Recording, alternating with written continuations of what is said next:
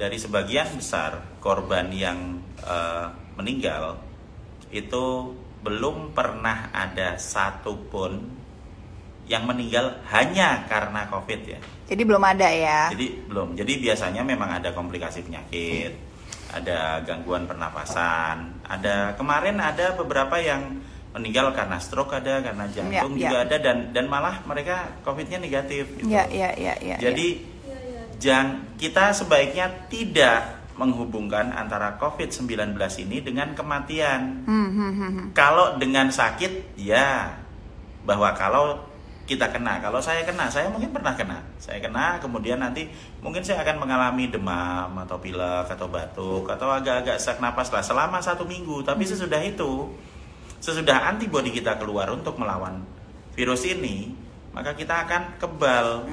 Dan juga antibodi di 2 minggu pasca infeksi itu paling tinggi, sehingga sebagian besar orang mengalami kesembuhan di 2 minggu atau 14 hari setelah infeksi.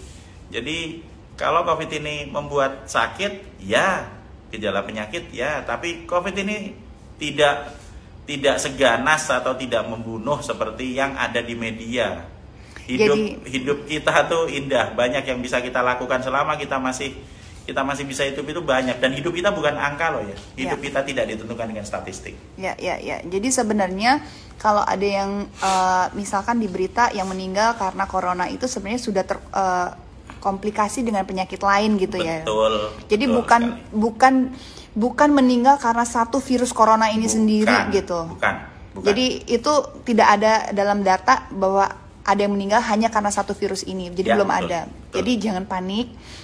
Jangan lantas bingung dan takut dan bahkan jadi curiga dengan setiap orang. Ini banyak kan batuk dikit langsung corona gitu, bersin dikit corona gitu. Jadi sebenarnya ini bisa dibilang tidak menjadi bahaya kalau kita dalam kondisi yang sehat, tapi perlu diwaspadai untuk orang yang sudah umur mungkin gitu, atau mungkin yang punya riwayat penyakit gitu.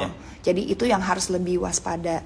Dan kenapa sekarang kita harus ada di rumah dan social distancing lebih untuk memutus tali rantai penularan tersebut gitu.